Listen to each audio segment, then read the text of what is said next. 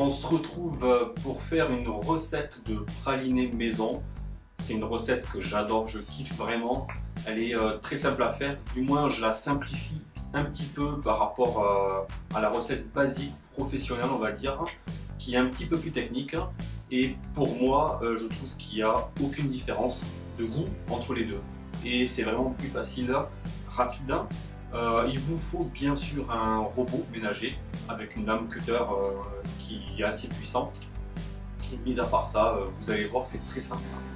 Tout de suite les ingrédients nécessaires pour la réalisation de la recette. Les ingrédients qu'il va vous falloir pour préparer le praliné: 200 g de fruits secs. Alors moi j'ai fait moite-moite, amandes et noisettes. Vous pouvez faire que l'un, que l'autre.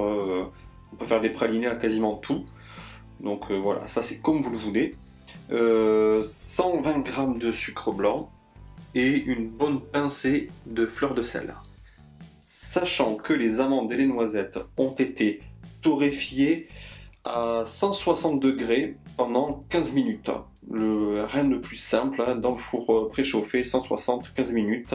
Et vous voyez, les noisettes ont un petit peu éclaté, il faut qu'elles soient comme ça. Et là, ça décuple le goût. C'est vraiment de la bombe. Donc ça, c'est vraiment indispensable à faire. Et surtout, garder la peau, c'est meilleur. Voilà, alors maintenant, on va préparer le caramel. Alors ça aussi, c'est plutôt simple. Alors bien sûr, moi, comme vous voyez, j'ai acheté une plaque à induction parce que la plaque d'en dessous, c'est de la grosse merde. La plaque induction, pour le coup, c'est vraiment plus puissant. On peut régler la puissance donc très facilement. Ça chauffe très vite et je vous le conseille fortement, ça aide. Et là, on met le sucre dans la casserole, on le fait devenir caramel tout doucement. Vous allez voir les étapes petit à petit.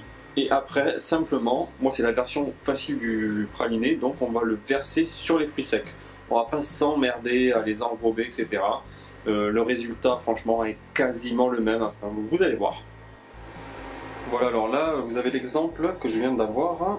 Quand vous avez une grosse quantité de sucre, ça commence à fondre en dessous, et au-dessus, là j'avais remis un petit peu avant, mais c'est encore blanc. Et si on ne fait pas attention, ça peut devenir caramel et brûler en dessous, alors que le sucre au-dessus n'est pas fondu.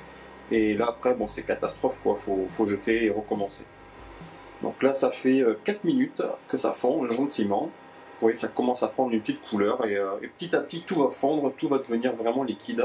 Faut pas être pressé, ça va se faire tout seul. Alors là on est à 6 minutes, vous voyez ça commence quasiment à être bon, il manque pas grand chose. Et maintenant je vais verser le caramel sur les fruits secs, tout simplement.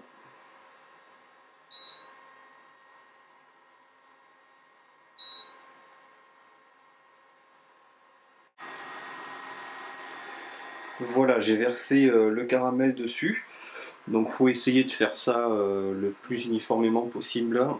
Après, moi j'ai essayé de filmer, le faire en même temps, c'est un petit peu compliqué. Après, on va tout casser et tout mettre à mixer dans le mixeur. Voilà, donc maintenant, il faut le laisser refroidir. Voilà, j'ai cassé toute la plaque de caramel, noisette, amande, en petits morceaux, quoi, le plus que vous pouvez. Ça n'a pas une grande importance vu que ça va être mixé de toute manière. Hein. Et puis, il n'y a plus qu'à le mixer, donc je vais essayer de calculer moi le temps total de mixage. Sachant qu'avec un robot de ce genre, le mixage est plus lent qu'un robot professionnel, donc c'est bien de temps en temps de faire des pauses pour pas trop faire chauffer la pâte. Mais bon, moi franchement, j'en fais aller une et il est excellent à chaque fois. Voilà, maintenant il reste plus qu'à mixer, donc je vais essayer de vous montrer les 2-3 étapes différentes dans le mixage qu'il va avoir.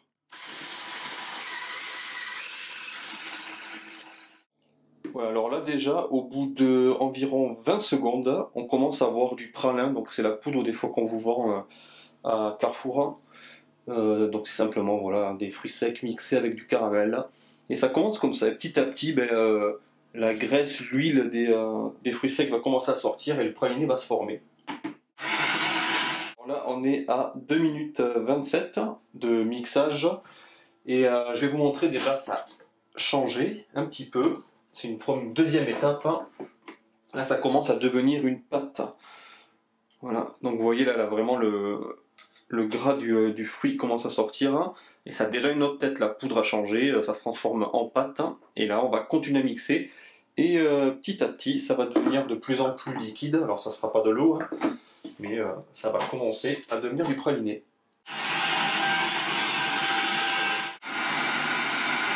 Ça va faire 4 minutes qu'on mixe, et là, bah, franchement, ça m'a l'air vraiment pas mal. Alors j'espère que je vais réussir à bien vous montrer.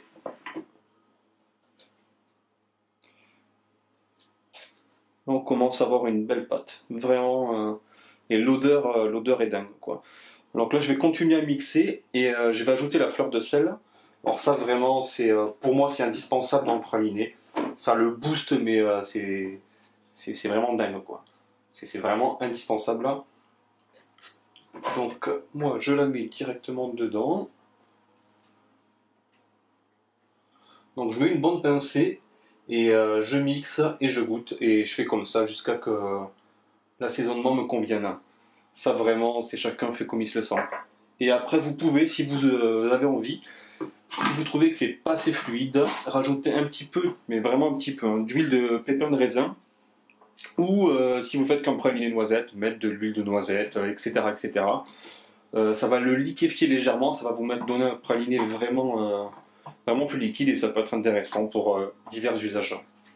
Voilà, j'ai fini de mixer, donc il y a eu au total 5 minutes 14 de mixage, donc c'est vraiment très court, et on a une pâte de praliné vraiment dingue, hein, mais allez, je vous montre pas, ça a été hyper simple, très rapide.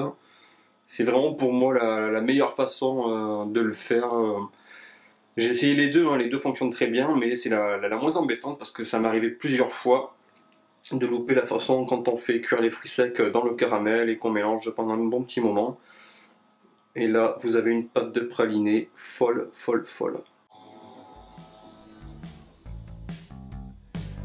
Et voilà, la recette est terminée. Alors j'espère qu'elle vous a plu. Moi, je me suis éclaté à la faire parce que c'est vraiment très facile et bien sûr très bon. N'hésitez pas à me laisser en commentaire des questions si vous en avez. Et on se retrouve bientôt, j'espère, si le temps me le permet, pour des nouvelles recettes. Ciao!